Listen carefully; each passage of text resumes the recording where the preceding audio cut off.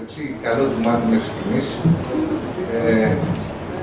και γι' αυτό το λόγο δεν ήταν δυνατόν να είναι εδώ σήμερα μαζί μας, αν και αυτό που μου είπε πριν 2 μέρες τηλεφωνικώς, διότι ήταν και είναι στη Θεσσαλονίκη, και μου τηλεφώνησε για να μου πει με πόσο ενθουσιασμό θα κατέβαινε, γιατί βεβαίως το κείμενο του Αγίου Θεοφάνους το ήξερε, αλλά με την ευκαιρία της εκδόσεως κάθισε και διάβασε όλη τη μετάφραση του Παπανανία. Και δεν μπορώ να τα πω και ζουραρικά το πάνω. Τι να σου πω τώρα, τι μου λέει. Δεν μπορώ να τα πω ζουραρικά. Αυτό που μου είπε όμως, σήμερα που μιλήσαμε στο τηλέφωνο το πρωί και προέκυψε αυτό το πράγμα, και δεν είχα σκεφτεί τότε για το τηλεφωνικό, ότι μπορούσε 5 λεπτά να μας μιλήσει τηλεφωνικός, μου είπε ότι θέλει πάρα πολύ να πει αυτά που έχει να πει σε μια παρουσίαση στη Θεσσαλονίκη.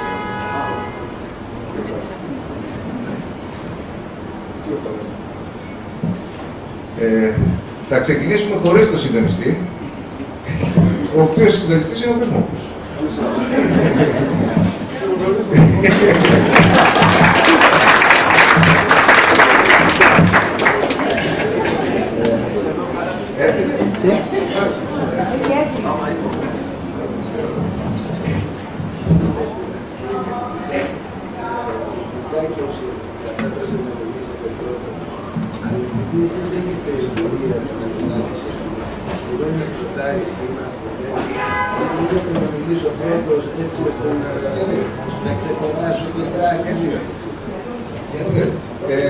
Είδατε ότι και εγώ που δεν ξέρω να μιλάω, κάτι είπα. Οπότε θα πάτε χάρη.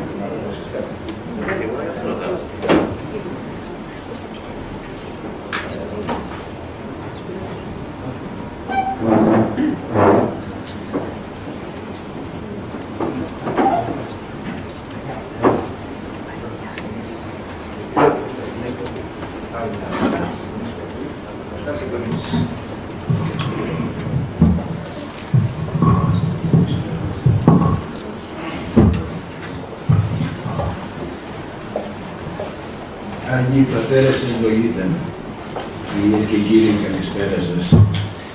Πριν πολλά χρόνια, όταν ήμουν στο πανεπιστήμιο, ένας συμφοιτητής μου Βρετανός μου είχε πει ότι για 3 πράγματα ήταν περήφανος: για την εθνικότητά του, για τον Σέξπιρ, το κοινοβούλιο και τους αγγλικούς καθεδρικούς ναούς. Και αυτή ακριβώς την απάντηση είχε δώσει σε μία έρευνα με αυτό το θέμα ενός Αμερικάνικου πανεπιστημίου. Και τότε και τώρα σουζούμι μου είναι ένα ενεργό απομιμητισμό. Και έτσι αυτόματα το ερώτημα αυτό του συμφοιτητή μου το έθεσα στον εαυτό μου. Και από τότε πάντα προσπαθώ να δώσω μία απάντηση στο τι είναι αυτό που με κάνει να νιώθω υπερήφανος που είμαι Έλληνας. Οι απαντήσεις που έδινα κατά καιρούς άλλαζαν και δεν θα σας κουράσω με αυτές. Απλώς ξεκίνησαν από επιτεύγματα και επιτυχίες, αλλά με τον καιρό προσανατολίστηκαν μάλλον στις αποτυχίες. Και αυτή τη στιγμή θα σας έλεγα ότι είμαι υπερήφανος που είμαι Έλληνας, γιατί για 2 στίχους από ένα δημοτικό τραγούδι, από ένα ανακάλυμα, ένα θρήνο για την άλωση της Κωνσταντινούπολης. Οι στίχοι είναι: 3 κακά αφάνισαν την Ομανία όλη, ο φρόνος, η φιλαργυριά και η κενή ελπίδα.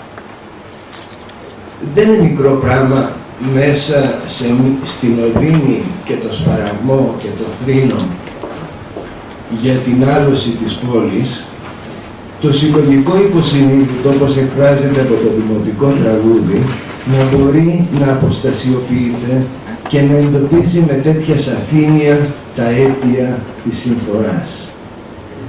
Και αυτό είναι αυτό που μου δίνει παρηγοριά και υπερηφάνεια. Ανήκω και είναι τιμή μου σε ένα λαό ψαγμένο, που ψάχνεται συνεχώς και μπορεί και τη στιγμή της μεγάλης συμφοράς να αποστασιοποιηθεί και να δει τον εαυτό του απ' έξω και να εντοπίσει με ευκρίνεια τα προβλήματα. Και αυτό το ψάξιμο είναι εσαΐ, γιατί πριν το δημοτικό τραγούδι, γράφοντας ο Όσιος Θεοφάνης για τον Ιουλιανό τον Παραβάτη, γράφει «Κατά το έτος αυτό ευασίλευσεν ο Ιουλιανός ο Παραβάτης και εμονάρχησε για τις πολλές μας αμαρτίες». Δεν είμαστε ο μόνος λαός που έχει τέτοια σουσούνια και πάθη, όπως η Χιλαργυρία. Οι Ιρλανδοί, λόγου χάριν, ο Στανίσλαος Τζόις, ο νεότερος αδελφός του Τζέιμς, θεωρεί ότι τα πάθη των Ιρλανδών είναι η υποκρισία, η κρυψίνια και η καχυποψία. Και το έργο του αδελφού του, τον Οδυσσέα, που προσπαθεί να μιλήσει και να περιγράψει τις πιο απόκριφες λειτουργίες του ανθρώπου και του ανθρωπίνου σώματος, χωρίς υποκρισίες, που προσπαθεί όχι να κρύψει το λογισμό, αλλά να φτάσει ανατέμνοντας τη σκέψη μέχρι την ρίζα που τον γεννάει, θεωρεί ότι είναι ένα παράδοξο φαινόμενο, κάτι σε ένα κομίτι. Και ξαφνικά ο μέσος όρος είναι η κρυψίνια και ξαφνικά βγαίνει ένα φωτεινό αστέρι που είναι ακριβώς το αντίθετο, που την κρυψίνια την παίρνει και την αναποδογυρίζει. Κάτι αντίστοιχο συμβαίνει και με εμάς και με την φιλαργυρία. Δηλαδή, ενώ η φιλαργυρία είναι χαρακτηριστικό μας πάθος και αρκεί να δείτε σε μια κράταση σε ένα πανεπιστήμιο για να το καταλάβετε, μέσα σε αυτή τη γενική φιλαργυρία εμφανίζονται ξαφνικά κάποιες μορφές οι οποίες γενναιόδωρα δαπανώνται και δαπανώνται με τέτοιο τρόπο ώστε να μας χαρίζουν δώρα. Τέτοιες μορφές υπήρξαν πολλές και υποθέτω ότι θα υπάρξουν και στο μέλλον. Εγώ θα ήθελα να εντοπίσω 2-3 ονόματα και συγχωρέστε με αν τυχόν σας σοκάρω αναφέροντας Αγίους μαζί με λαϊκούς, αλλά έχω κατά νου, ας πούμε, τον Άγιο Νικόδημο τον Αγιορείτη, τον Αλέξανδρο Παπαδιαμάντη, τον Νίκο Γαβρίλ Πεντζίκη και τον πατέρα Ανανία. Και λέω τον πατέρα Ανανία γιατί ακριβώς σήμερα γιορτάζουμε μια νέα γενναία δωρεά του. Νέα μετά την μετάφραση των ύμνων του Αγίου Ρωμανού των Μελωδού και μετά όλες τις εκδόσεις των λόγων του, που πολλές από αυτές εκδίδονται στην Κύπρο και δεν είναι τυχαίο γιατί είναι λόγος προς ακρίτες. Λοιπόν, την χαρακτήρισα αυτή τη δωρεά γενναία και είναι γενναία καταρχήν γιατί το ίδιο το κείμενο είναι μεγάλο. Είναι στην έκδοση αυτή, η έκδοση αυτή μετράει 1380 σελίδες. Το μισό είναι το πρωτότυπο, 690 σελίδες. Δεν μεταφράζονται εύκολα. Η επαγγελματική μου ιδιότητα είναι αυτή του μεταφραστή. Σας λέω, δεν είναι εύκολο, διότι πολλές θεωρίες έχουν διατυπωθεί για τη μετάφραση, αλλά η ουσιώδης αλήθεια είναι ότι είναι μια δημιουργική πράξη η μετάφραση, όπου ο μεταφραστής προσπαθεί να συναναπνεύσει με τον συγγραφέα, έτσι ώστε η ανάσα του πρωτοτύπου να ταυτιστεί με την ανάσα και την αναπνοή της μετάφρασης.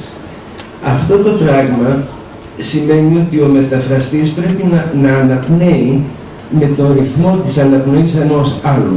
Και αυτό δεν επιτυγχάνεται εύκολα, ούτε μπορεί να διατηρηθεί εύκολα για τόσο μεγάλο χρονικό διάστημα όσο χρειάζεται η μετάφραση ενός τέτοιου ογκώδους έργου. Και όμως αυτό ακριβώς έκανε ο Πάτερ Ανανίας, ο παπάς μας ταυτίστηκε με το Θεοφάνη, και αυτό που μας χάρισε είναι όχι μια ερμηνευτική μετάφραση του Θεοφάνη, αλλά ο ίδιος ο Θεοφάνης. Να την πω γενναία επίσης γιατί ολοκληρώθηκε μέσα σε εποχή που ο παπάς μας αντιμετώπιζε σοβαρές δοκιμασίες υγείας, τις οποίες τις γενναιόφρονα τις αντιμετώπιζε θυμίζοντας ότι ανάλογες δοκιμασίες είχε περάσει ο Θεοφάνης εξόριστος όντας επί οικονομαχίας όταν έγραφε τη χρονογραφία. Την λέω δωρεάν, και είναι δωρεάν, γιατί στην αγγλική βιβλιογραφία υπάρχουν τουλάχιστον 2 μερικές μεταφράσεις του έργου και μία πλήρη σχολιασμένη. Αυτή είναι η πρώτη μετάφραση στα νέα ελληνικά. Και είναι δωρεάν γιατί το ίδιο το κείμενο του Θεοφάνη είναι μια παρηγοριά. Μέσα στην γενεοδορία του ο παπάς μας αφιέρωσε τη μετάφραση αυτή, τον πόνο αυτό, στη μνήμη του πατέρα μου. Και ακριβώς θα ήθελα να υπενθυμίσω μία φράση του πατέρα μου, του Νίκου Γαβρίλ Πεντζίκη, που βοηθάει να καταλάβουμε καλύτερα το μέγεθος του δώρου που μας κάνει ο παπάς μας με αυτήν τη μετάφραση. Κατόρθωσαν οι βυζαντινοί χρονογράφοι με 1000 διάφορα πράγματα και γεγονότα να συνθέσουν, όπως το γύρευε η λαχτάρα της σκέψης των, ένα παραμύθι, όχι με την σημασία που εννοούμε συνήθως τη λέξη, αλλά με την έννοια τη δεύτερη που έχει, της παρηγορίας. Και αυτή την παρηγοριά προσφέρει ο Θεοφάνης, προσφέρει το γέμισμα του χρόνου. Και μιλάμε για χρόνο, για 528 χρόνια. Σκεφτείτε ότι αν σήμερα κάποιος καθόταν να γράψει κάτι αντίστοιχο, θα έπρεπε να ξεκινήσει το 1479. Και τι κάνει ο Θεοφάνης? Τον χρόνο τον παίρνει και τον γεμίζει με μία αφήγηση που είναι σαν ένα ψηφιδωτό, με τόσο μεγάλο αριθμό ψηφίδων, ανθρωπίνων μορφών και ανθρωπίνων εκφάνσεων, που τελικά αυτές οι ψηφίδες θα ρίχνουν ότι δίνουν ένα πρόσωπο και εξανθρωπίζουν τον αδυσόπιτο χρόνο, που όπως ξέρουμε από τα παραμύθια είναι αυτός που χαλάει τα έργα των ανθρώπων, αυτού που περιμένει στο τέλος της ζωής μας. Και γι' αυτό ακριβώς, επειδή είναι λόγος περί χρόνου ουσιαστικά η χρονογραφία του Θεοφάνη, γι' αυτό είναι μια μεγάλη παρηγοριά και είναι δωρεάν.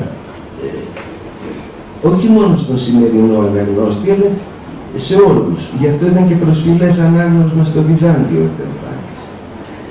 Και νομίζω ότι για να μην μακρηγορήσω όπως έκανε σε μια άλλη παρουσίαση πρόσφατα, να πω ότι απλώς ένα μεγάλο ευχαριστώ, πιστεύοντας ότι με την επαγγελματική μου ιδιότητα του διερμηνέα διερμηνεύω τα αισθήματα όλων σας. Και για να μην κλείσω με δικά μου λόγια, αφήστε με να σας διαβάσω ένα απόσπασμα από την εισαγωγή του πατρός Ανανία στη μετάφραση. Όλο το έργο του Θεοφάνη, θα λέγαμε, είναι ένας ύμνος στην ελληνική γλώσσα. Ο λόγος του δεν απευθύνεται μόνο στο μυαλό, αλλά και στην καρδιά, με ένα ύφος λιτό και μαζί μεγαλότρεπο, με μια χάρη εκφραστική που γεννά εικόνες, εμπνέει, ενθουσιάζει και ευλογεί. Και γίνεται η ανάγνωση αισθητική απόλαυση και νιώθουμε να αντίζει μέσα μας κάθε είδος μεγαλύνου. Γιατί ο Θεοφάνης μιλάει τη γλώσσα της αλήθειας και του δικαίου, τη γλώσσα της αγάπης και της ομορφιάς. Ευχαριστούμε.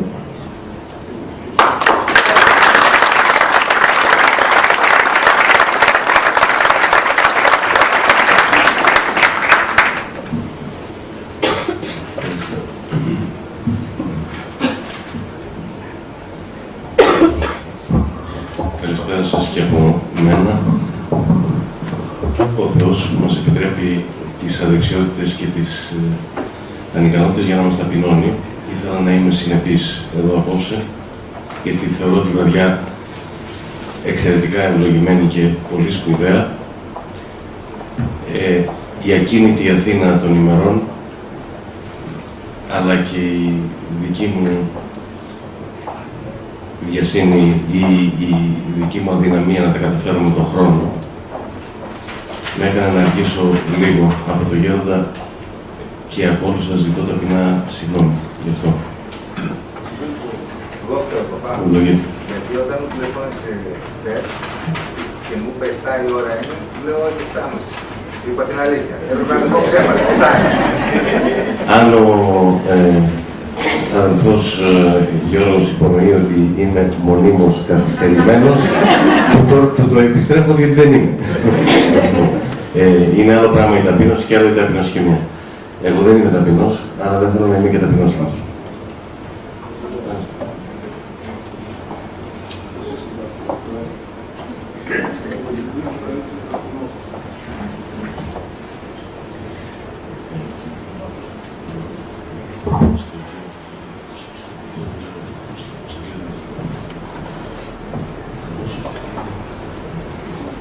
Ο καθηγητής ο κ. Κοντζημιτάκος.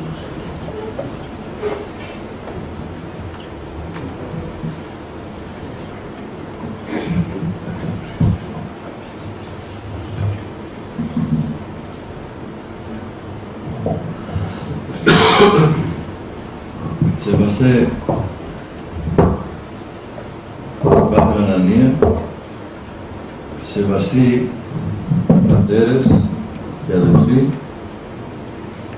είμαστε όλοι συνηθισμένοι επί το αυτό, επί την ωραία, ευχάριστη και ιδιαζόντως σημαντική βραδιά, καθότι έχουμε μπροστά μας, το έχετε δει, είναι εδώ απάνω στο τραπέζι, απελπισμένο και εκδεδομένο σε αυτό το ωραίο τρίτο μου έργο, όλο το κείμενο του Αγίου Θεοφάνου του Ομολογητή και Ηγουμένου του Αγρού, μαζί με την θαυμάσια κυριολεκτικώς μετάφραση του Πατρός Ανανία. Το βιβλίο αυτό, το οποίο πρέπει κάθε φορά στην παρουσίαση πρέπει να τα αγγίζουμε τα βιβλία, να είναι μπροστά μας, που οι παριστάμενοι απόψε εδώ φαντάζομαι ότι το έχουμε δει, ως το πολύ το έχουμε φιλομετρήσει και αναγνώσει, αποτελεί ένα εκδοτικό επίτευγμα και μια σπουδαία προσφορά προς όλους μας, τους φιλαναγνώστες, αλλά και τους επιστήμονες. Όλο το κείμενο του Θεοφάνους στις αριστερές σελίδες και η μετάφραση στην σύγχρονη ελληνική στις δεξιές σελίδες μας χαρίζουν πλέον και το δισεύρετο κείμενο της χρονογραφίας, ακόμα και στα σπουδαστήριά μας μερικές φορές δεν υπάρχει η έκδοση του Καρόλου Ντεμπόρ, αλλά και την πρώτη μετάφραση στην ελληνική του Θεοφάνους. Η έκδοση του Καρόλου Ντεμπόρ είναι πριν από 120 χρόνια. Και έτσι ο πατήρ Ανανίας Κουσθένης έχει δύο μεγάλες πρωτιές, να το πούμε έτσι. Τη μετάφραση ολόκληρου του έργου των γνησίων ύμνων του Ρωμανού του Μεδοδού, πριν λίγα χρόνια πάλι, πρώτα από τις εκδόσεις Κούρα και μετά από τις εκδόσεις Αρμός, έναν ωραίο, πολύ ωραίο τόμο, πάλι με το κείμενο των ύμνων του Ρωμανού του Μεδοδού, αριστερά και δεξιά τη μετάφραση, και τώρα τη μετάφραση του Θεοφάνου. Επομένως, οι εκδόσεις Αρμός που μας φιλοξενούν εδώ απόψε δίνονται να καφώνται και για τις δύο εκδόσεις. Πολύ προσεγμένες και τυπογραφικά και βιβλιοδυτικά. Ομολογώ ότι έχοντας ασκημένον τον οφθαλμόν τόσα χρόνια στα τυπογραφικά δοκίμια, δεν μπόρεσα να βρω ούτε ένα τυπογραφικό λάθος. Οι τρεις αυτοί μικρότεροι. Κυρία Δήμητρα. Πού είναι η κυρία Δήμητρα? Εκεί πίσω κάπου. Τρίβεται. Έβγε. Εξαιτίας της δεν βρήκα. Έβγε η κυρία Δήμητρα. Αυτό είναι πρωτοφανές που δεν βρήκα ούτε ένα λάθος. Λοιπόν, οι τρεις αυτοί μικρότεροι και χαριτωμένοι τόμοι, καθώς ασφαλίζονται σε αυτό το ωραίο χαρτόδετρο κυκτήριο τους, είναι πράγματι ένα εκδοτικό οξωτέχνη. Για τον πατέρα Ανανία και το συγγραφικό και λοιπό έργο του δεν χρειάζεται να λεφθεί τίποτε περισσότερο ή λιγότερο από όσα σημειώνει ο εκδότης στα οτία των εξωφύλων, στα αυτιά, όπως τα λέμε εδώ.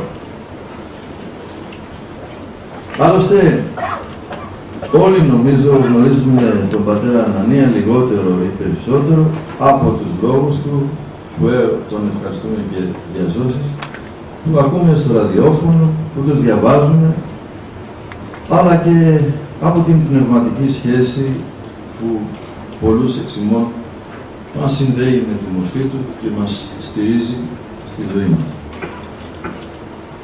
Το βιβλίο λοιπόν, το ακούσατε, αφιερώνεται στον αείμνηστο Νίκο Γαβρίλ Πετζίκη, αυτόν τον μοναδικό, σπουδαίο λογοτέχνη και γεννηστικογραφέα, ο οποίος σε καιρούς που κανείς σχεδόν από τους τότε συγχρόνους του συγγραφείς δεν είχε πιάσει στα χέρια του μέσω βυζαντινού χρονογράφου.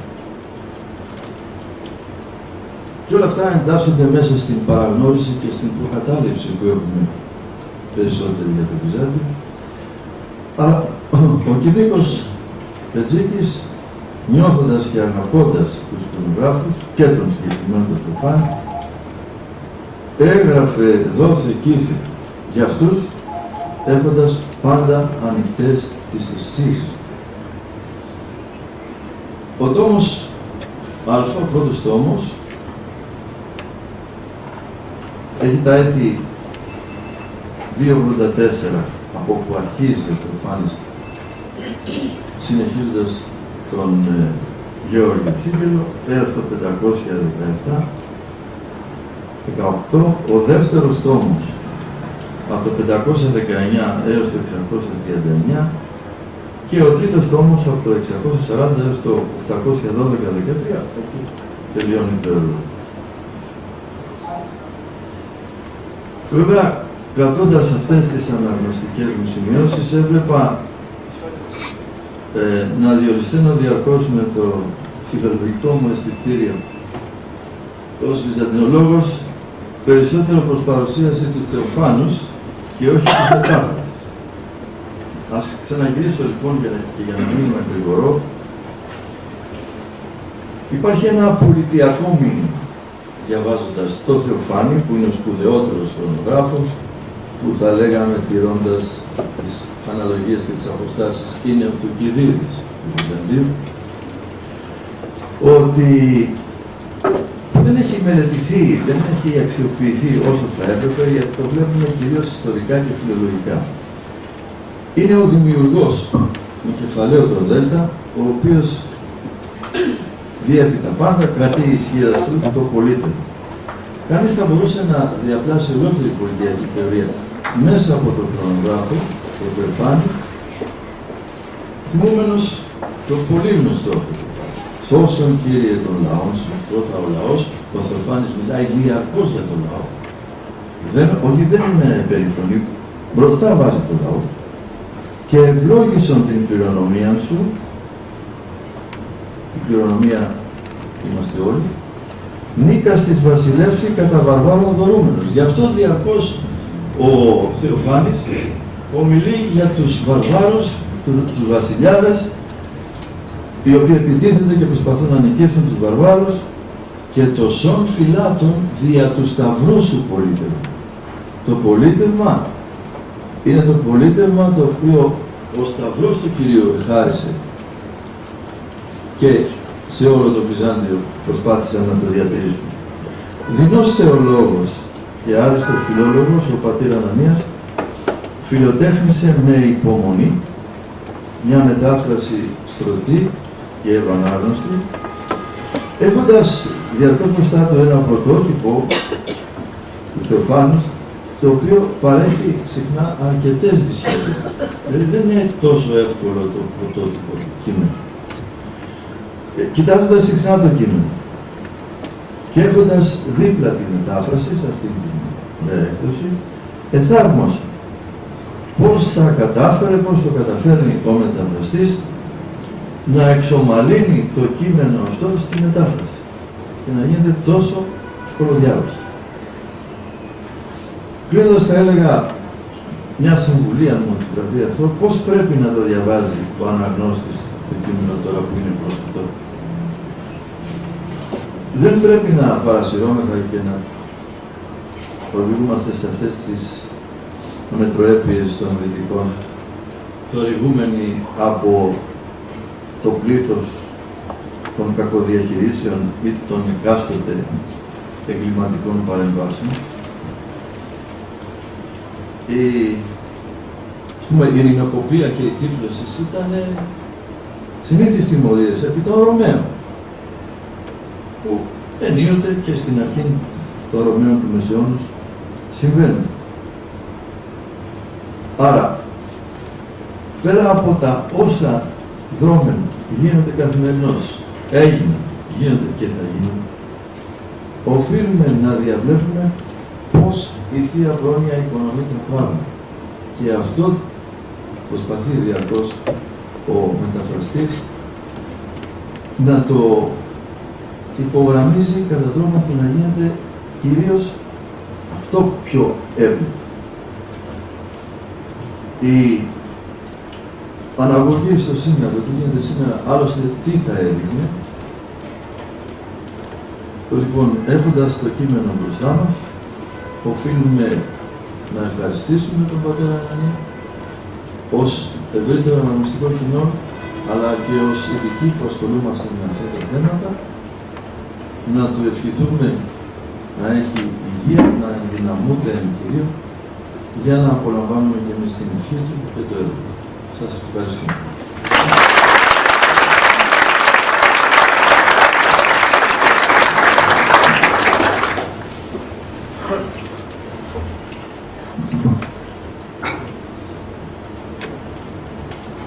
Εξακολουθώ να νιώθω σαν μπρεγμένη γάτα.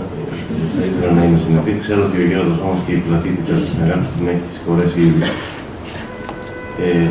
Ανήκω σε εκείνους οι οποίοι έχουν τη χαρά και την ευλογία να αποθέτουν τη δύσκολη και ευλογημένη ζωή τους στα πόδια αυτού του ανθρώπου που μέσα σε ένα μικρό διαμεσματάκι, σε ένα κελί στα Εξάρχεια, αποδεικνύει καθημερινά ότι η Εκκλησία υπάρχει εν αφανία, υπάρχει εν προσευχή, υπάρχει εν σιωπή, ότι υπάρχει με την ανοχή και την αγάπη, με την επούλωση των πληγών, με το λάδι της παραμυθίας. Και αυτό για μένα είναι ένα κάστος. Το ότι καταφέρνω δηλαδή με τα μπερδέματα που έχω ζω μέσα στην αγάπη και την ανοχή του Γέροντα Ανανία. Δεν θα διολυστήσω στην ομιλία για τον εαυτό μου, παρότι η φύση μου διαρκώς εκεί με οδηγεί. Αμαρτία εξομολογημένη, αμαρτία συγχωρημένη. Καλή από εκείνους που φαντάζονται ότι μιλάνε για το λιξάδος και το μόνο πράγμα πηγών του εγώ. Η επανταχού της γης ρομνή, όσοι δηλαδή νοούν την ελληνική υπόσταση στην πληρότητα που της χαρίστηκε μέσω της ευαγγελικής αποκαλύψεως και της σαρκώσεως της στην ιστορία, μπορούν να εγκαθούνται αφού η νέα μας ελληνική γλώσσα που χτίστηκε με ένα κεφαλαιώδες έργο της Βυζαντινής Γραμματείας στην έκδοση με το πρωτότυπο κείμενο και τη μετάφρασή του από τον Γέροντα Ανανία Κουστέλη. Έσχατη πάντων των φιλαναγραμμοστών, εγγραφόμαστε κι εμείς και χαιρόμαστε την άρρητη πνευματική χαρά από την τρίτομη έκδοση της χρονογραφίας του Οσίου Θεοφάνη του Ομολογητή του Χρονογράφου. Οι προλαλήσαντες με κάλυψαν και δεν θα σας κουράσω με τον κοινό τόπο, παρότι η επανάληψη είναι αρχή της μαθήσεως για το ποιος περίπου ήταν ο Θεοφάνης και τι κατάφερε. Πάνω και πέρα απ' όλα, ο Γέροντας τονίζει και στον εξαιρετικό μέσα στη λειτουργία του πρόλογου του, ότι ο Θεοφάνης υπήρξε όσιος. Υπήρξε αρνητής των εγκοσμίων, υπήρξε άνθρωπος του Σταυρού και της υπακοής, άρα και προγεύστης από εδώ της Αναστάσεως και χαριτώθηκε με πολλαπλά χαρίσματα. Περιφρόνησε τα πλούτη και είναι από εκείνους που απέδειξαν μέσα στην ιστορική διαχρονία ότι το σκοταδιστικό Βυζάντιο είναι εκείνο που διάσωσε και την αρχαία γραμματεία και την ουσία του αρχαιοελληνικού πνεύματος στη μεταμόρφωσή του μέσα από την διασταύρωση με την χριστιανική ευαγγελική αποκάλυψη.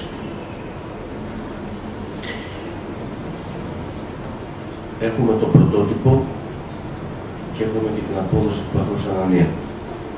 Έχουμε ένα τρίτομο έργο που φέρνει στο προσκήνιο τη χρονογραφία των μεσοβυζαντινών χρόνων με έναν τρόπο που προκαλεί το νεοελληνικό σήμερα και το προκαλεί γιατί το νεοελληνικό σήμερα, τουλάχιστον στο επίπεδο των ελίτ ή των ταγών, πόρο απέχει από το να έχει ανθιστεί έστω και για λίγο τι παίχτηκε σε αυτή τη χιλιετία, 6 περίπου αιώνας της οποίας καταγράφει κατέτος, όπως λέει πάλι ο Γέροντας, ο Θεοφάνης.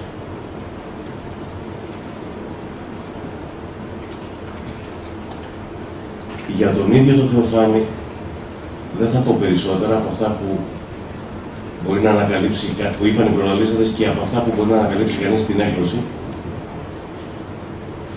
Εκείνο το οποίο όμως θέλω να τονίσω και στο οποίο θέλω να σταθώ είναι η απόδοση, η μετάφραση. Εγώ, με όσο και όποιο αναγνωστικό κριτήριο επάρκειας μπορώ να διαθέτω, διαβάζοντας αυτή την μετάφραση, είχα στον νόμο 200 το στίχο του Τάκη Παπατσόνη «Θαμποτικά πράγματα ορμηνεμένα όλα στο θάμπος». Τον ίδιο στίχο είχα στον νόμο όταν διάβαζα και το Ρωμανό.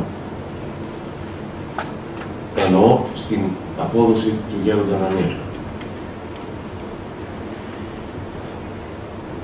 Ο λόγος του Γέροντα Ανανία είναι λόγος σύγχρονος. Οι λέξεις του είναι αυτές που καθημερινά χρησιμοποιούμε και στην εργαλειακή μας δοσοληψία, με τη ζωή και με τους ανθρώπους.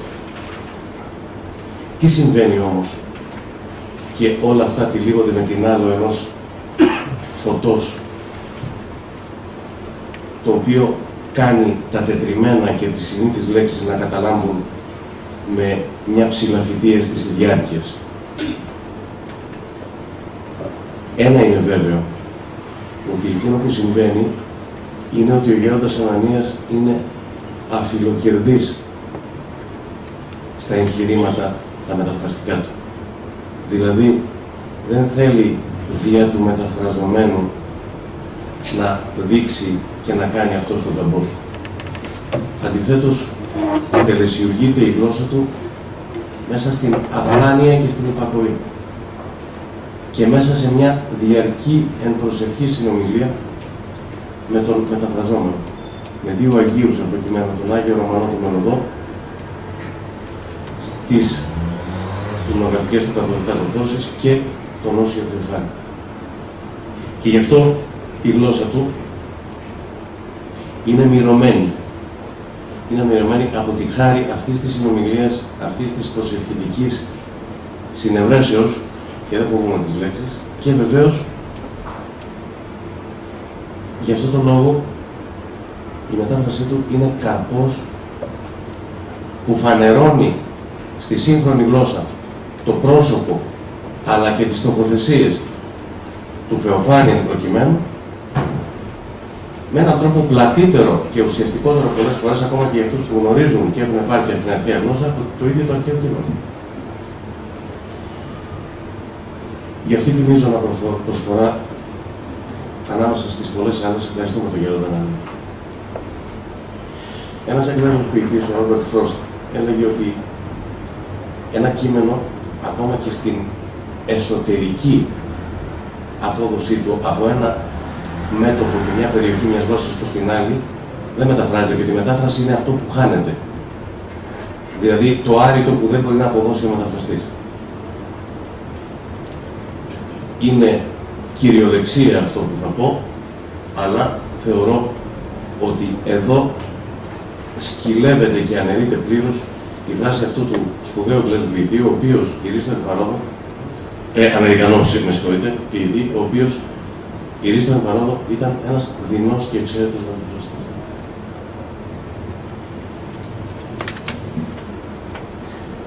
Στην απόδοση του Γέροντα Ανανία, στο Ρωμανό και στη μετάφρασή του τώρα στο Θεοφάνη, ο λόγος είναι παλίμψιστος. Δηλαδή, το γλωσσικό σήμερα συνομιλεί σε δημιουργική σύγκραση με το πρωτότυπο, αλλά διαμεσολαβημένο από αυτό το φως το οποίο περιτυλίγει το λόγο του, και αυτό το φως είναι ένα φως της πνευματικότητας την οποία καρποφόρησε η Ανατολική Ρωμιοσύνη. Φωτίζεται ο λόγος του Γέροντα Ανανία από το σταυροαναστάσιμο ήθος, όπως καρποφόρησε μέσα στα γλωσσικά κόμματα των υμναγεωγραφικών κειμένων, των συναξαριστών, των λαϊκών αφηγήσεων και των δημοτικών μας τραγουδιών, των απομνημονευμάτων των αγωνιστών του 21, μέχρι τον Σολομό, τον Παπαδιαμάντη, τον Μπετζίκη, τον Παλαμά, τον Ελίτη. Αυτή τη διαστρωμάτωση κοιτασμάτων φέρει μέσα της η αδρομερής και δωρική πραότητα ενός πατερικού και νεοπατερικού ιδιώματος, που είναι ο λόγος του Γέροντα Ανανία.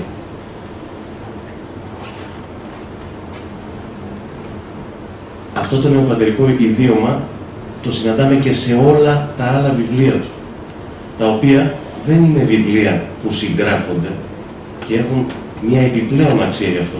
Είναι βιβλία που καταγράφουν με την υπομονή και την επιμονή και την προσήλωση και την αγάπη του σπουδαίου Κύπριου ακρίτα αδελφού μας, του Νίκου Ορφανίδη, που καταγράφουν την προφορική λαγιά, δηλαδή την εκ μέσης καρδίας προσευχητική στάση και τοποθέτηση του πατρός Ανανία.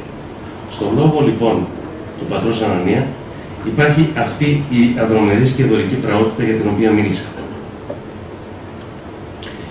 Ειδικά στο Θεοφάνη, αυτό το ιδίωμα που είναι διακριτό, δηλαδή να μου δένατε τα μάτια και τα χέρια και να μου διαβάζετε ένα κομμάτι από τα βιβλία του πατρός Ανανία και ένα κομμάτι του Θεοφάνη στην απόδοσή του, θα έλεγα ότι αυτό είναι ο λόγος του πατρός Ανανία. Αυτό σημαίνει στίγμα και προσωπική ετερότητα ενός λόγου και ιδιώματος. Λοιπόν, στο Θεοφάνη αυτό το ιδίωμα βρίσκει την καλή και την γλυκιά του ώρα, θα έλεγε ο Σολομός. Ξέρω με πόσο κόπο, με πόση οδύνη, με πόση προσευχή και με τι κολοσσία προβλήματα για την υγεία του ο Γέροντας Ανανίας επεράτησε αυτό το κατόρθωμα. Και είναι ένας καρπός από την πλούσια καρδιά του που δίνεται στην Ελλάδα του σήμερα με έναν τρόπο που αποδεικνύει ότι η άσκηση κατοικεί στα εξάρχεια και στα εξάρχεια, όπως εξίσου και στο Άγιον Όρος. Ότι η άσκηση και η προσευχή και η διάκριση κατοικούν και στην πολύβουη και πονιορτοβρυθή Αθήνα, όπως και σε οποιοδήποτε μέρος του κόσμου. Αποδεικνύει επίσης ότι, και τελειώνω με αυτό, αν θέλουμε να εννοήσουμε την εκκλησιαστική ζωή και εμπειρία και να μπούμε γονιπετής και προσκλέοντες σε αυτήν για να μετέχουμε, δεν πρέπει να το κάνουμε μονοφυσίτικα. όπως δεν το έκανε και ο Θεοφάνης και όπως δεν το εννοεί και στην απόδοση του Γιώργας, στη μετάφραση του Γιώργας Ανανίας.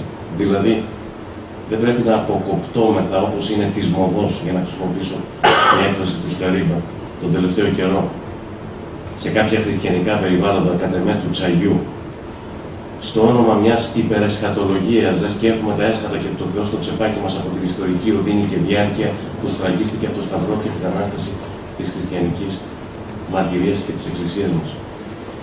Και αποδεικνύει ο λόγος του πατρός Ανανία και ο Θεοφάνης, αν τον διαβάσουμε προσεκτικά, ότι η Εκκλησία πάντα στάθηκε άγρυπνη μητέρα, χωρίς να υποτάσσεται στις ιστορικές συγκυρίες, χωρίς να είναι του κόσμου, αλλά παραμένουσα πάντοτε εν κόσμο, με την θεανθρώπινη υπόστασή της, δηλαδή με τη σωματική και υλική σχέση της με τους ανθρώπους, την οδύνη τους, το αίμα τους, το θάνατό τους, τη χαρά τους και το γέλιο τους. Προσμόση και συμμόρφωση. Ο Θεοφάνης διαβάζεται, για να χρησιμοποιήσω τη μέθοδο ενός άλλου μεγάλου, που ήταν δικό του αποκλειστικό κατόρθωμα βεβαίως, τον Νίκο Γαβρίλη Πετσίκη, ο οποίος εκπροσωπείται εδώ το γιο του, με την κατέτος χρονογραφική του μοσαϊκή καταγραφή και ως συμφαρρύθμιση.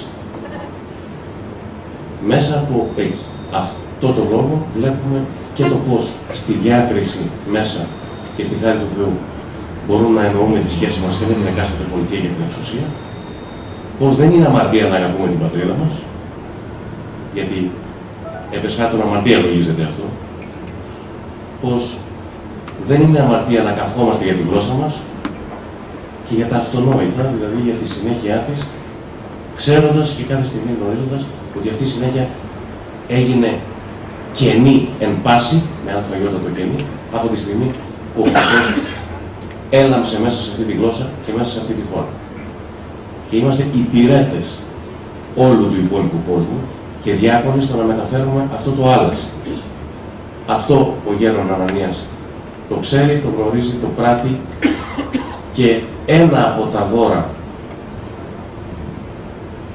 με το οποίο μας το αποδεικνύει αυτό είναι και αυτή του η μετάφραση, για την οποία τον ευχαριστώ και εγώ ως έσκατος, όπως προείπα πάνω από τον αναγνωστό θερμά, και εύχομαι και παρακαλώ η υπεραγία Θεοτόκος και ο εξαρκή γεννητής να του δίνει δύναμη, χαρά, κουράγιο, αντοχή και να ανέχεται πολλούς τσακισμένους όπως το κάνει, αλλά και να ολοκληρώνει τέτοια εγχειρήματα απαραίτητα για την πνευματική μας κατάσταση σήμερα και για την νεοελληνική αυτοσυνειδησία. Σας ευχαριστώ.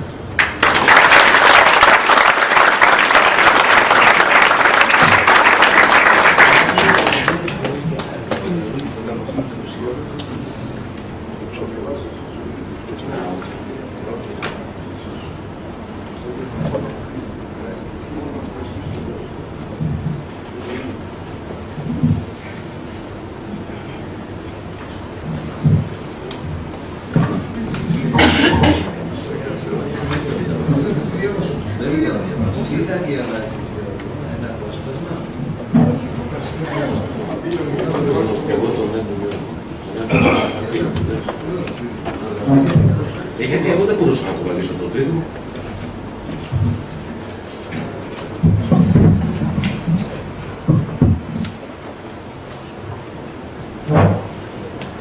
Για όποιον δεν το άκουσε, ο παπάς μου είπε να διαβάσω τον πρόλογο. Να διαβάσω τον πρόλογο.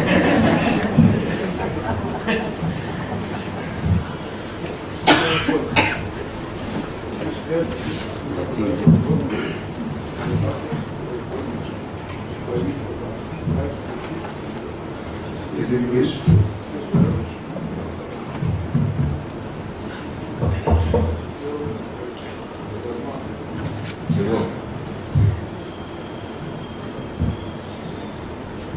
Φίλε αναγνώστη, σε ευχαριστώ που άνοιξες αυτό το βιβλίο που ρίχνει φως στα χρόνια τα Βυζαντινά, την ιστορία μας και τον πολιτισμό μας μέσα από την θεόπνευστη γραφή του Οσίου Θεοφάνη, του ομολογητή και χρονογράφου.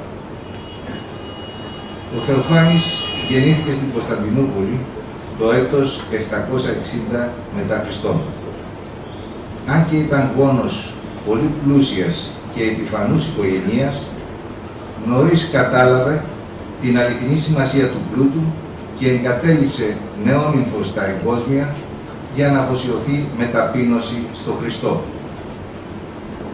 Ίδρυσε τη Μονή του Μεγάλου Αγκρού στην Προποντίδα και μοίρασε όλα τα υπάρχοντά του, κρατώντας για τον εαυτό του την αγάπη για τον Θεό και για τα γράμματα. Ήταν μορφωμένος και ασχολήθηκε με την αντιγραφή πατερικών και αρχαίων συγγραμμάτων, διασώζοντας πολύτιμη πνευματική κληρονομιά. Και αυτή η προσφορά των μοναχών του Βυζαντίου είναι ανεκτήμητη, αφού ό,τι έχουμε σήμερα από τους αρχαίους, το οφείλουμε σε αυτούς. Ο Θεοφάνης έδρασε την εποχή της οικονομαχίας. Υπήρξε σύνεδρος της Ζήτα Οικουμενικής Συνόδου και καθώς ήταν κύριος υπέρμαχος των Αγίων και Σεπτών εικόνων, φυλακίστηκε, βασανίστηκε και εξορίστηκε στην ίσο Σαμοθράκη, όπου και παρέδωκε την μαρτυρική και ευγενική ψυχή του κατά το έτος 817 μετά Χριστόν, κατά άλλους το έτος 818 μετά Χριστόν. Ήταν από τους μεγαλύτερους οσίους και ομολογητές και θαυματουργούς της Ορθοδόξου Εκκλησίας και λατρευόταν από τους Βυζαντινούς, αφού και εν ζωή ακόμα θαυματουργούσε. Τιμάται στις 12 Μαρτίου και στέλνει και σήμερα τα μοίρα της αγάπης του στους ανθρώπους που τον χρειάζονται. Ο Θεοφάνης μας άφησε την υπέροχη χρονογραφία του, την οποία συνέγραψε κατά τα έτη 811 έως 814 μετά Χριστόν. Είναι ένα ιδιότυπο είδος μεταξύ ιστορίας και απομνημονευμάτων, με εξιστόρηση των γεγονότων κατ' έτος, που αρχίζει από τα χρόνια του Διοκλητιανού 284 μετά Χριστόν και φτάνει μέχρι την πτώση από τον χρόνο του Μιχαήλ του Πρώτου του Ραγκαβέ 813 μετά Χριστόν. Αποτελεί την πιο σημαντική ιστορική πηγή της περίοδου και είναι πράγματι μια αποκάλυψη. Ο Θεοφάνης μας παίρνει απαλά από το χεράκι και μας ταξιδεύει στο χώρο και στο χρόνο, από έτος σε έτος, για να μας διδάξει, να μας ωφελήσει και να μας συγκινήσει. Καθώς διαβάζουμε τη χρονογραφία, είναι σαν να ζούμε τα γεγονότα της εποχής εκείνης. Ανακαλύπτουμε ένα θησαυρό διαχρονικών ιδεών και μηνυμάτων και όλες εκείνες τις υψηλές αξίες και τα ιδανικά που κοσμούν τον άνθρωπο και τον καθιστούν ακέραιη και ολοκληρωμένη προσωπικότητα. Καταλαβαίνουμε ότι δίπλα στην πολιτεία στέκει η Εκκλησία, αφού με τρόπο υπέροχο παρουσιάζεται η διαλεκτική σχέση πολιτικής και εκκλησιαστικής ζωής. Συνειδητοποιούμε ότι δίπλα και πάνω από τον άνθρωπο βρίσκεται ο Θεός, που καθοδηγεί και παρεμβαίνει προστατευτικά. Βλέπουμε μαζί με τις στρατιές των πολεμιστών να μάχονται και ουράνιες στρατιές. Και αυτή η αλήθεια του Θεού που δέδεται κατά τον χρονογράφο, που είναι συνάμα και φιλόσοφος και άριστος γνώστης της ανθρώπινης ψυχής. Και ενώ τα χρόνια κυλούν και στο διάβα τους αλλάζουν οι καταστάσεις, η ανθρώπινη φύση φαίνεται πως δεν αλλάζει, χαίρεται και λυπάται, δειλιάζει και αναθαρεύει, παλεύει με τα πάθη και τις αδυναμίες της, υψώνεται με τη μετάνοια, την αγάπη και την ταπείνωση.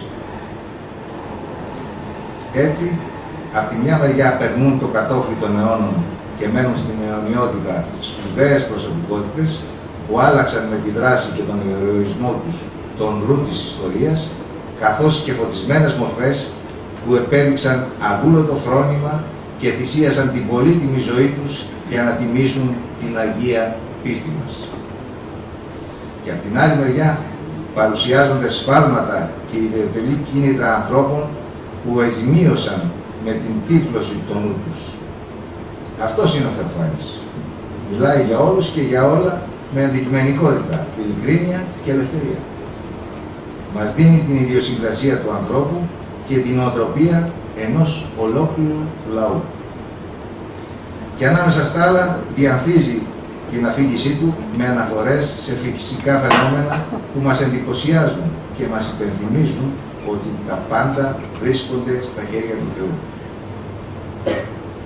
Αυτό λοιπόν το περιεχόμενο ο Θεοφάνης το δίνει με μια μορφή κατάλληλη, με μια γλώσσα ζωντανή, ρέουσα και ευαγγελική. Με τρόπο αριστοτεχνικό συντεριάζει την δημοτική με την αττική, παρέχοντας ταυτόχρονα σημαντικά στοιχεία για την εξέλιξη της γλώσσας μας. Όλο το έργο του Θεοφάνη θα λέγαμε ότι είναι ένα ύμνος στην ελληνική γλώσσα. Ο λόγος του δεν απευθύνεται μόνο στο μυαλό, αλλά και στην καρδιά, με ένα ύφος λιτό και μαζί μεγαλόπρεπο. Με μια χάρη εκφραστική που γεννά εικόνες, εμπνέει, ενθουσιάζει και ευλογεί. Και γίνεται η ανάγνωση αισθητική απόλαυση και νιώθουμε να αφήσει μέσα μας κάθε είδους μεγαλείο. Κάθε είδους μεγαλείο.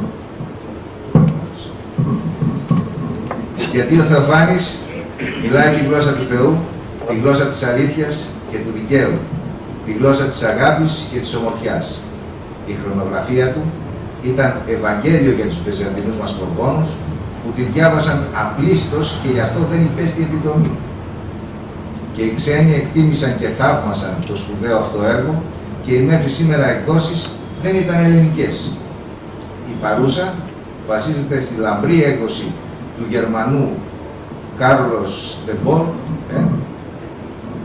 Λειψία 1883, και συνοδεύεται από μια δική μου μετάφραση βοηθητική με την ελπίδα να γίνει πρόδρομος για νέες προσπάθειες και μελέτες.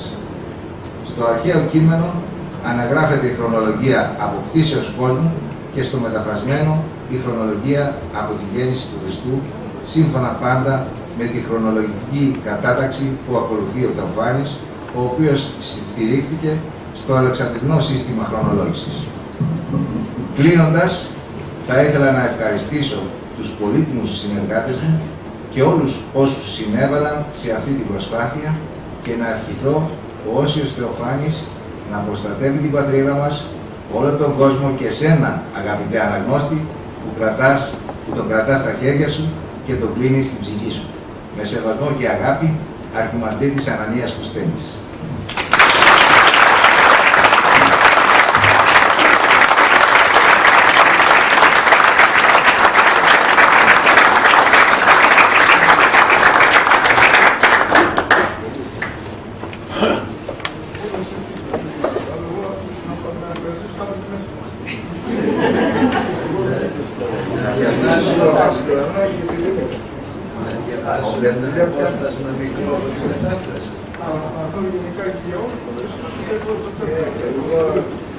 Δεν ξέρω άλλους, αλλά ξέρω τον Παπασιλουρανό που στην διαθέτηση του κείμενο όλο και τη Δήμητρα που δεν άφησε λάθος όμως το χώρις.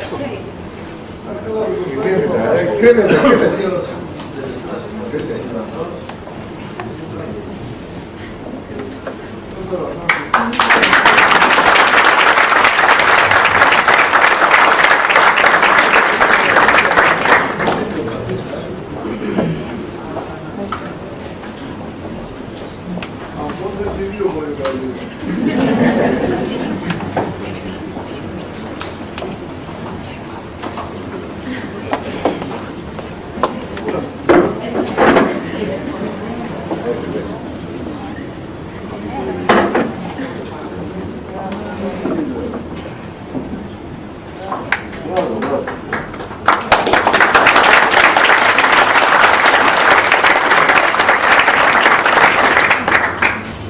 Λοιπόν, ο Πατρίς Ιλουανός στοιχειοθέτησε όλο το κείμενο και τη μετάφραση.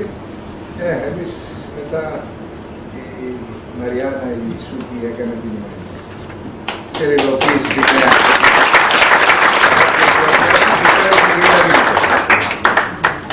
Έτσι έγινε. Και ο Σωτηρόπουλος που μας έκανε το εξώφυλλο, αλλά επέμενε ο Κοκάλας να ξανακάνουμε, γιατί είχαμε κάνει πολλά εξώφυλλα, πάρα πολλά, μας άρεσαν όλα. αλλά επέμενε ο Κοκάλας να κάνουμε κι άλλο. Και τελικά έγινε αυτό. Ο Σωτηρόπουλος το έκανε. Δημήτρης Σωτηρόπουλος.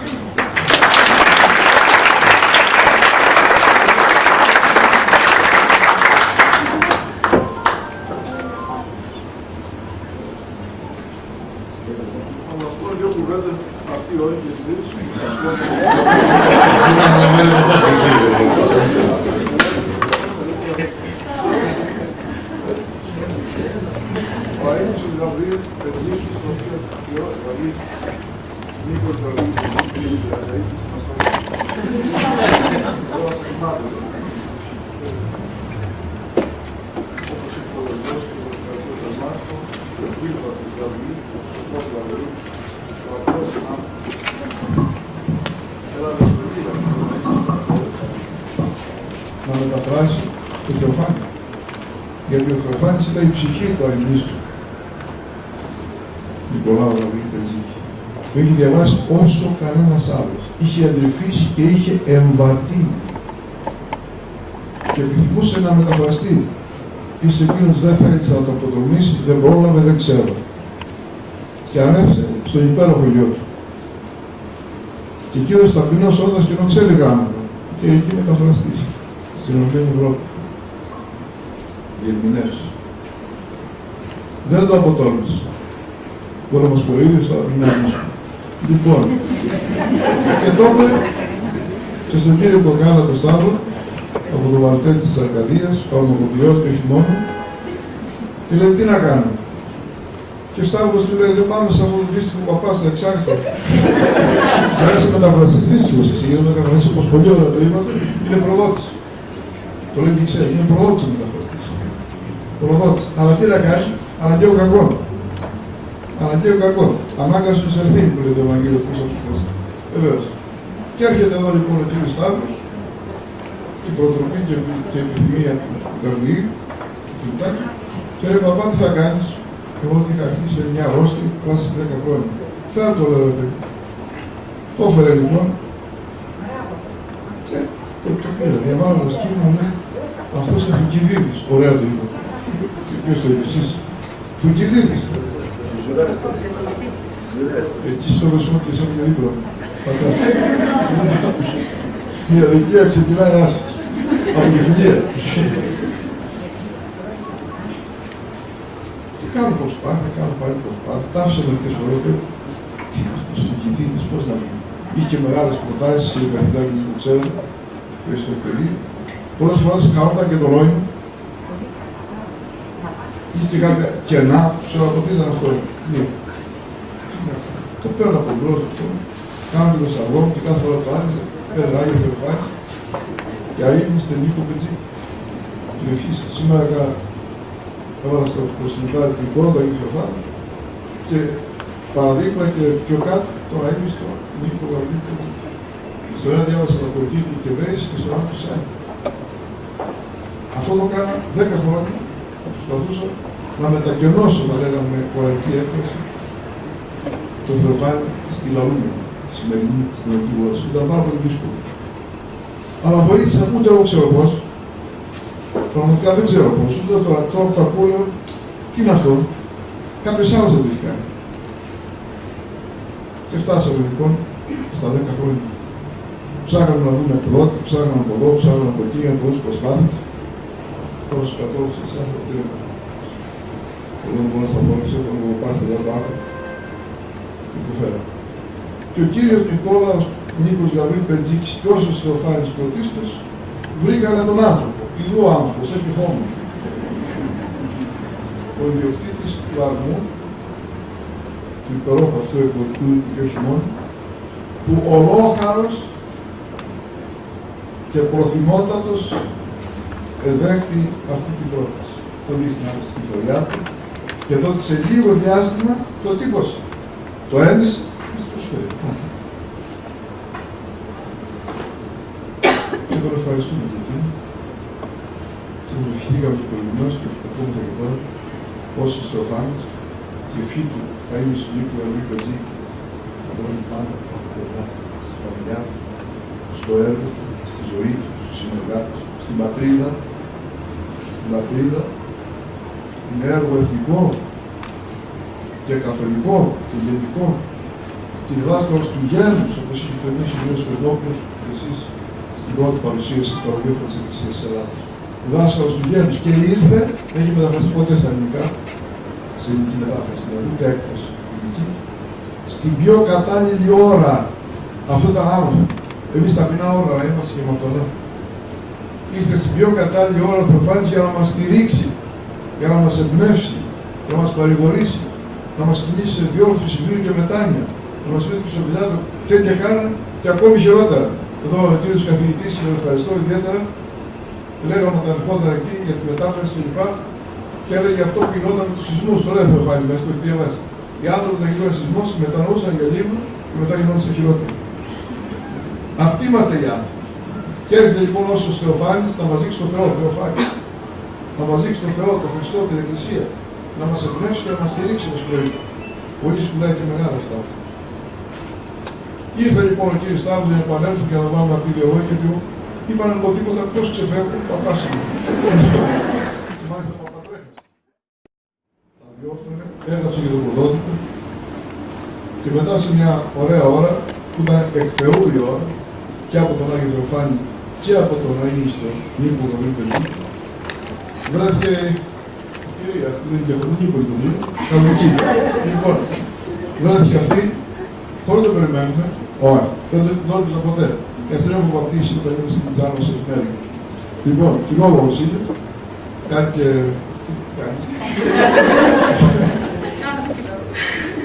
Κάτι στο φιλόλογο. Λοιπόν, και Σταύρος είχε ανάψει ένα κεράκι, τι να κάνουμε τώρα, πέρα να δούμε παιδί. Και έρθει στην εκκλησία η κοπέλα, μου ήρθε μια φρασιά που μες στα εξάρχη.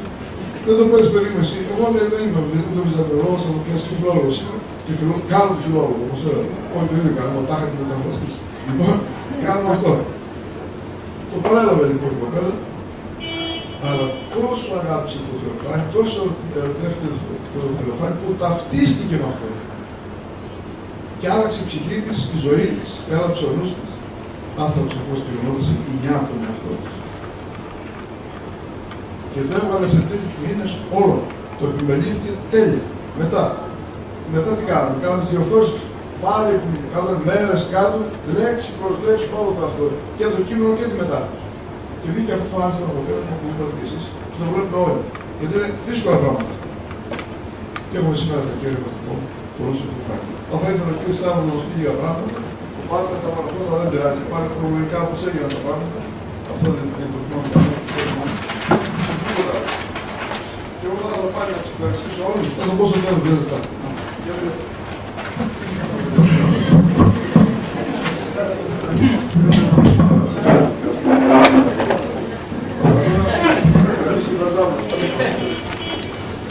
Ζητώ συγγνώμη που θα μιλήσω, δεν. Σας ζητώ συγγνώμη που θα μιλήσω.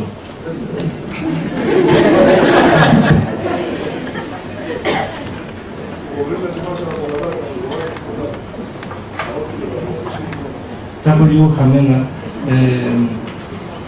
Νομίζω ότι ο Παναγίας για του Αγίου Θεοφάνη έδωσε τροφή και ψωμί στους Έλληνες.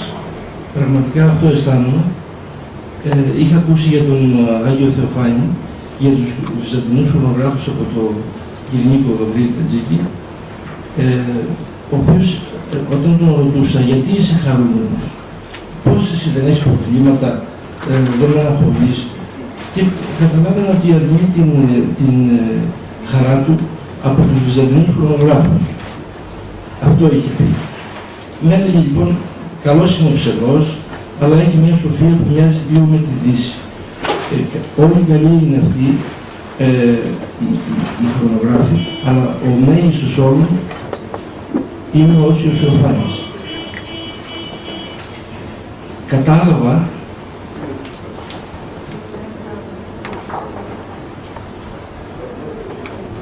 τώρα που τον μετέφρασε ο Παναγίας και τον διάβασα, κατάλαβα πραγματικά γιατί ο άνθρωπος μπορεί να είναι χαρούμενος ενώ να έχει όλες τις ευτυχία στον κόσμο πάνω. Ενώ μπορεί να είναι διχασμένος απόλυτα, να είναι πολύ αμαρτωλός και ανάξιος για πολλά πράγματα. Δεν ξέρω να σας πω γιατί, αλλά αν διαβάσετε το Θεοφάνη θα το καταλάβετε. Και αισθάνομαι ότι ο Παπανανίας, μέσα από τη δυσκολία που αντιμετώπισε 10 χρόνια, μας έδωσε φαγητό να φάμε. Γιατί πεινάμε και μέχρι τώρα ακούμε λόγια. Και αυτό που πήραμε είναι φαΐ. Λοιπόν, τον ευχαριστούμε πάρα πολύ. Πρώτα τον Παπανανία, τον Κυρινίκο που μας τον γνώρισε το Θεοφάνη και τον Όσιο Θεοφάνη. Σας ευχαριστώ πολύ.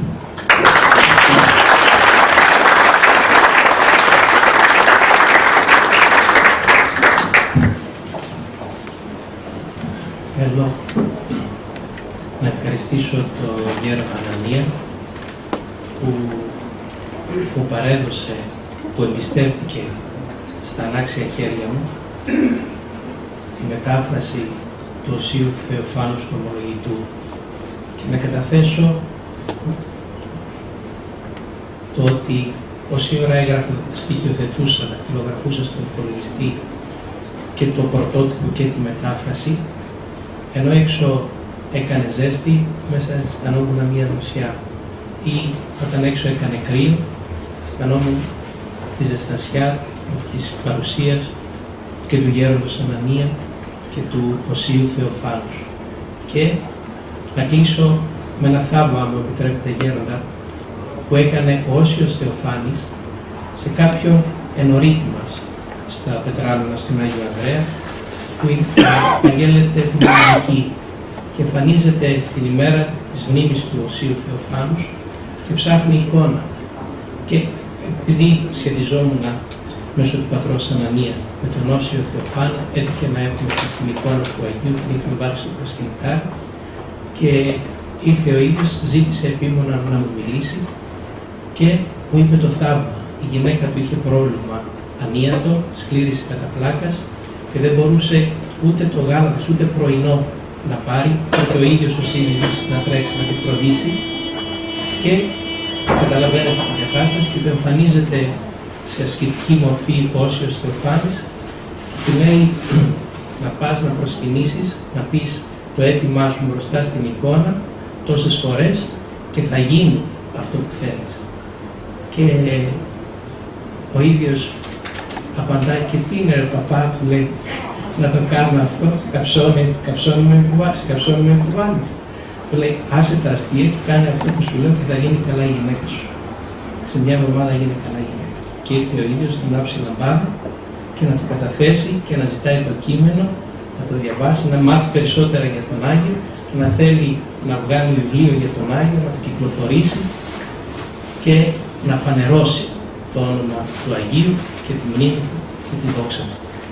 Άλλη μια φορά σας ευχαριστώ, Γέροντα.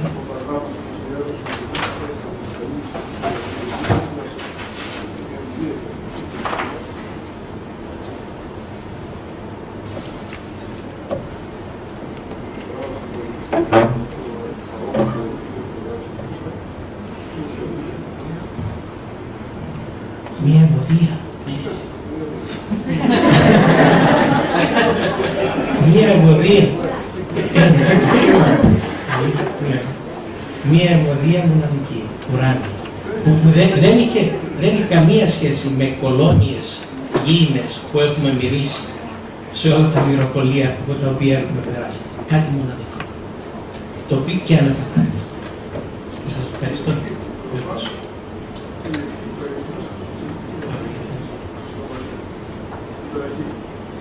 Σας ευχαριστούμε, σας ευχαριστούμε και πάτε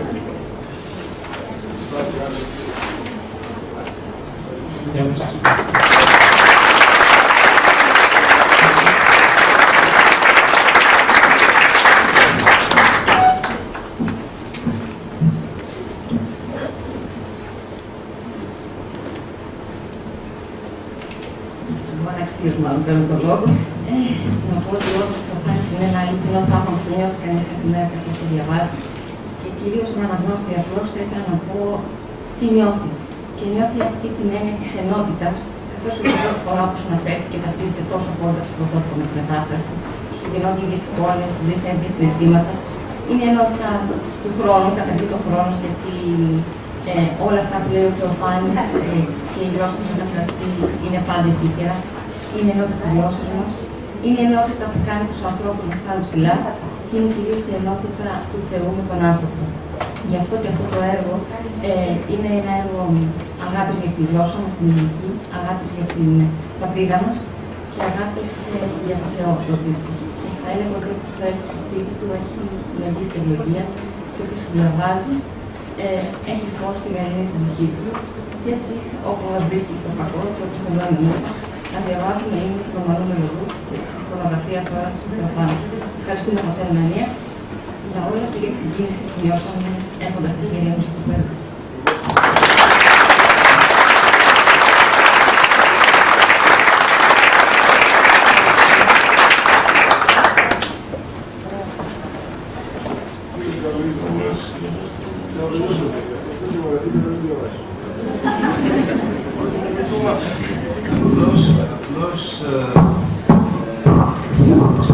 Διάλεξα ένα απόσπασμα που μετά τα όλα αυτά οι ψηφετοί που ακούστηκαν μπορεί να σας φανεί ευτράπελο. Αλλά εμένα μου άρεσε πάρα πολύ και με ανέπαυσε.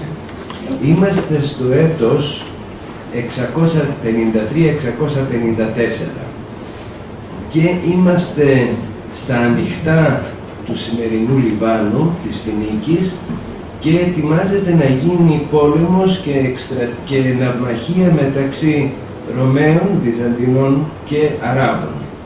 Ο αρχηγός των Αράβων είναι ο Μωαβίας.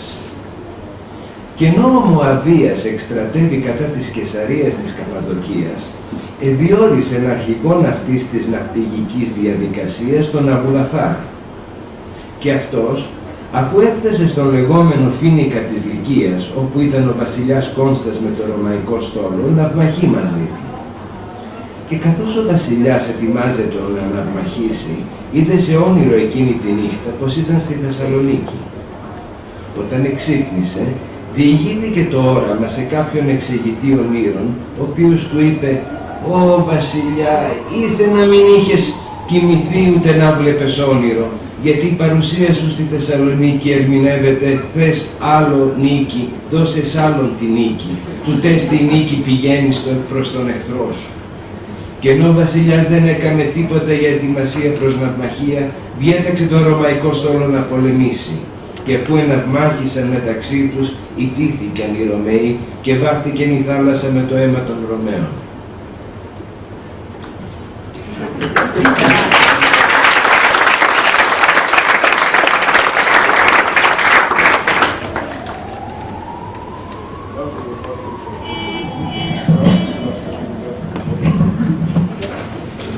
Δεν έχω τίποτα να πω, παρά έχω τόσο συγκινηθεί και ευχαριστηθεί και λιγάκι εξαλληλωθεί καθότι παπάς, που δεν μπορώ τίποτα να πω. Αισθάνομαι πως δεν σε αφασία. Παρά να ευχαριστήσω και πάλι και πολλά ολόψυχα και ολόθερμα το φιλάνθρωπο Χριστό μας, τη γυρά μας την Παναγία, τους Αγγέλους και τους Αγίους, που μας έδωσαν ένα Θεοφάνη. Το θεπιδίδι της Εκκλησίας με μία αποκάλυψη και η ταπεινότητα προσπαθώντας 10 χρόνια με πολλή αδεξιότητα και πολύ φόβο να κάνω αυτή την τάχατη μετάφραση, αισθανόμουν τη μεγάλη. Με ωφέλησε, με στήριξε, με βοήθησε. Αυτό έχω να σας καταθέσω.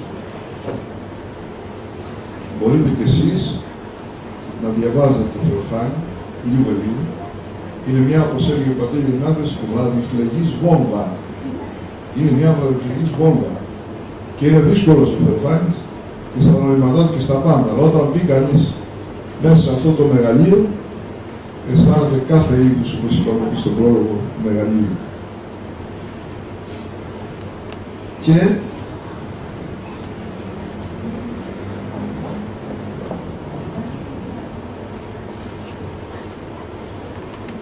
ευχαριστούμε και τον ίδιο Θεοφάνη, την προσφύγη. Και τη θαυματουργία, μεγάλος θαυματουργός, και τότε και τώρα,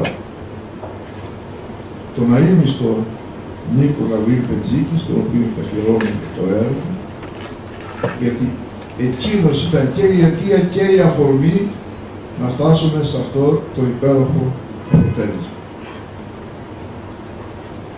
Ευχαριστώ και τον γιο του, τον υπέροχο Γαβρίλη, για την περαιτέρω όθηση, τον κύριο Σταύρο Κοκάλα για την προώθηση, βεβαίως, και τον πατέρα Σιλουανό που έκανε αυτά που είπαμε, στη στοιχειοθέτηση, την καταγραφή και τα υπόλοιπα. Με ανέφερε εδώ στο Γεώργιο, γιατί συνηθίζω και να βρίζω μερικές φορές. Έχω εύκολο το χείλος, αλλά όχι κακή την καρδιά. Έτσι, αυτό το ξέρετε.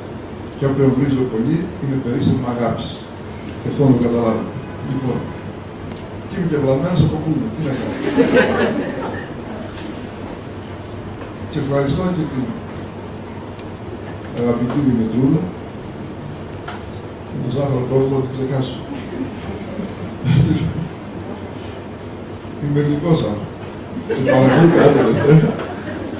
Για να με φάνε κρύβο. Τα αστεία. Για την επιμέλεια που την έκανε με τα λατρείας, θα έλεγα, όπως δεν του αρέσει στο βιβλίο. Με τα λατρείας και απέδωσε. Και αυτό είναι τελευταίο. Δεν ξέρεις τι κάνει, πολλές φορές. Το φύτατο εκδότη. Τον υπέροχο άνθρωπο, κεφαλαίο του άνθρωπο. Τον πατριώτη, τον χριστιανό και τον τέλειο επαγγελματία. Είναι αυτός που μας πρώτα, σαν όλοι τους παιδιά. Ο οποίος με λογισμό και μόνιρο ένδυσε τα όσα κάνανε οι προηγούμενοι κατά τον καλύτερο, τον ευπρεπέστερο και τελειότερο τρόπο. Του ανήκει ο έπαινος της Εκκλησίας, ο έπαινος των αναγνωστών, ο έπαινος της Θεοφάνους, ο έπαινος του Κυρίου, του Γαβρίλη Πετζίκη, ο έπαινος του Χριστού, ο έπαινος όπλου. Ευχαριστώ εδώ και πάλι για το ξέχασα για τον Καρό Ζάχαρο και τον καθηγητή της Βυζαντινής Φιλολογίας στο Πανεπιστήμιο Αθηνών, το φύτατο και πνευματικό τέκνο και Μωραήτη, κύριο Φώτιο Δημητραπόπουλο, του Αριστοτέλους, του Μάσος Λένου, του Βασιλικής. Λοιπόν, το οποίο έχει καρδία παιδίου, φρόνηση μεγάλη, σοφός, συγγραφέας, καθηγητής, πιστός, άνοιξε την προφήτη Ελισέου, ας το πεις από άλλη θα ξανανοίξει και έχει κάνει τόσα πολλά. Και τέλος ευχαριστώ όλους εσάς,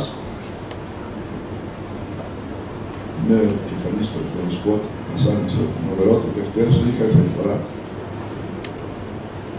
που σήμερα, απόψε, αφήκατε ό,τι είχατε να κάνετε, πήρα τα πόδια σας και ήρθε μέχρι εδώ. Και που βλέπω τον κύριο Κοσμόπουλο να κοιτάζει, εσένα τον κανένα θα σε βάλω τελευταίο. Ούτης. Ο οποίος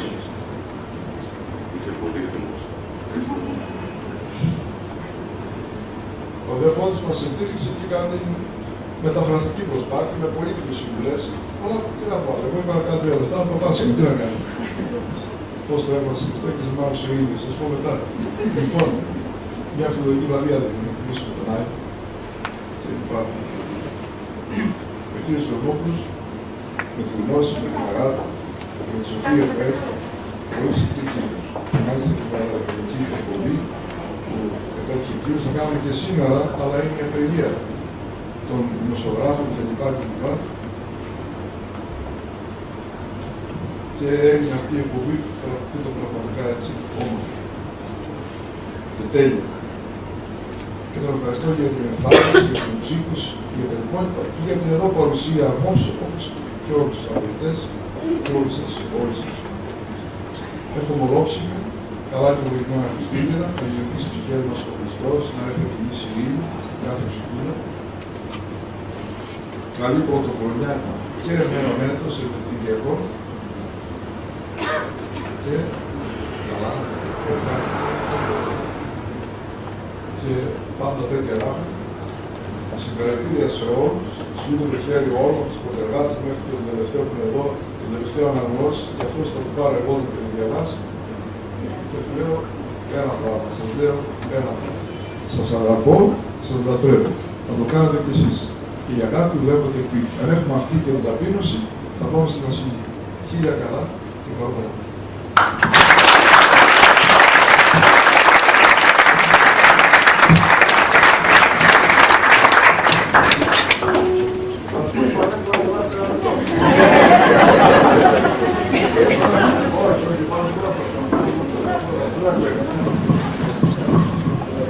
Ήταν μια φορά ένας παπάς, τόσοι βασιλιάδες και οι λοιποί είναι στόχοι της κοινωνίας.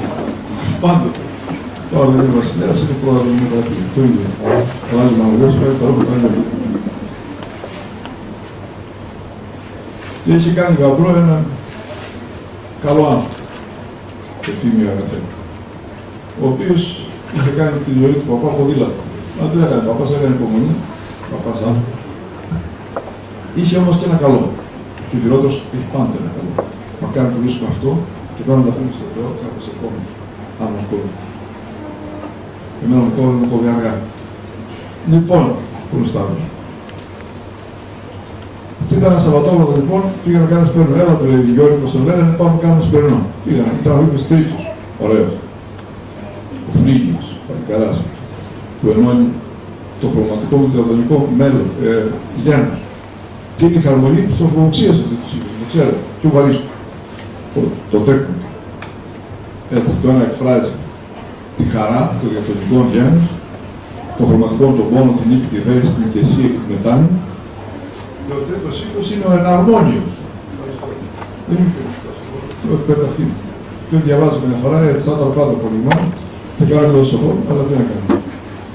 Μια φορά στη φούσο μονόφωνο βασιλέα. Λοιπόν, μην κανείς το πρώτο πέρα. Και έψανε λοιπόν, είπαν τα πρώτα στοιχειρά εσπέρια, κάνανε είσοδο, είπαν έλει τα κληρωτικά ιερεύς και αυτός ετοίμαζε τα απόστικα. Λέγε λιγάκι ορθολογιστής. Λοιπόν, βλάπτει ο ορθολογισμός, η σωστή σκέψη δεν βλάπτει, οδηγεί. Λοιπόν, η λατρεία της σκέψης παροδηγεί. Και καθώς έλεγε ο ιερεύς τα πληρωτικά, πληρώσουν τα εσπερινή δέση, εκείνος ετοίμαζε τα απόστικα, το πρώτο τροπάρι. Δεν είναι εκτός απόστολου, είναι πρώτο τροπάρι, δεν είναι το αποστήλιο. Ο επιδότης ίσες με μνημένη το ιερός Σώστος. Λοιπόν, και τι έλεγε αυτό το τροπάρι? Ο το πάθη σου Χριστέ αμαυρώσας τον ίδιον. Παίρνουμε λοιπόν τον αυτό Φιλιππάκο και ευχαριστούμε και όλους όσοι συνετέλεσαν στην έκθεση. Ξέρετε το προσωπικό εδώ, οι εργάτες του Φιλιππάκου που βάλαγε σε μένα τα κασόνια μαζί με το Γιώργη. Τι να ξεχάσω εγώ τώρα, τι να πω. Τίποτα δεν είπα, να με συγχωρέσετε. Και ό,τι παρέλειψε, και ό,τι δεν επέρασε, και ό,τι δεν ευχαρίστησε, και ό,τι από ό,τι το αφιλώ, και αν με συγχωρέσει, και αν με αγαπάει για αυτό που είμαι. Και λέει αυτός τώρα, ο ψάλτης, φιλοσόφος δηλαδή, και όπως είμαστε όλοι οι ξερόλες και οι διορθωτίδες, τι λέει αυτός εδώ? Αμαύρωση δηλαδή, σκοτίνιασε ο Χριστός στο ήλιο. Εγώ ξέρω και ο ήλιος μαυρίζει τους ανθρώπους. Αυτό με τα ηλιακά. Οπότε τι λέει, λάθος είναι. Αμέσως το ανακάλυψα. Τόσοι αιώνες πέρασαν και δεν. Λοιπόν, και τι λέει, λάθος. Βγάζει το στυλάκι του λοιπόν σε βαλατικό καλιέρα και το διορθώνει. Όπως νόμιζε. Και σύμφωνα το νόημα που σας είπε. Και όταν είπε το κράτος της Βασιλείας ο ιερεύς, ο Πεθερός, άρχισε να το ψάλει διορθωμένο ο κύριος Ιεροψάλτης. Και το έψανε ούτω πώς. Πώς το έπαθες Χριστέ και σε μαύρισε ο ήλιος. Συνέχεια. Βγήκε ο παπάς το ωραία πήγε και τι απαντάει. Όπως το πάθα κι εγώ που σε έκανα γαμπρό.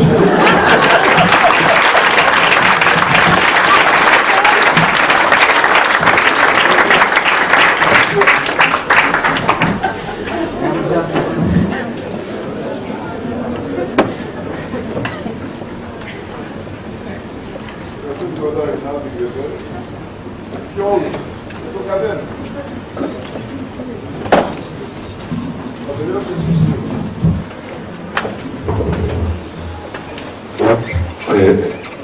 Με την ευχή σας, Γιώργα, σας ευχαριστούμε όλους που παρευρεθήκατε εδώ.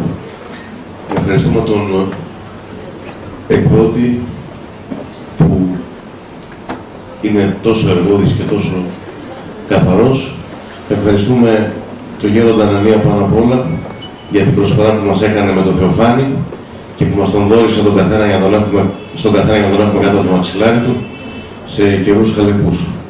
Και ευχαριστούμε και τον καθηγητή Φώτη Δημητρακόπουλο, τον κύριο Πετσίκη, τους συντελεστές αυτής της εκδόσεως που ο Γέροντας τους παρουσίασε και όλους εσάς πάλι. Καλά Χριστούγεννα.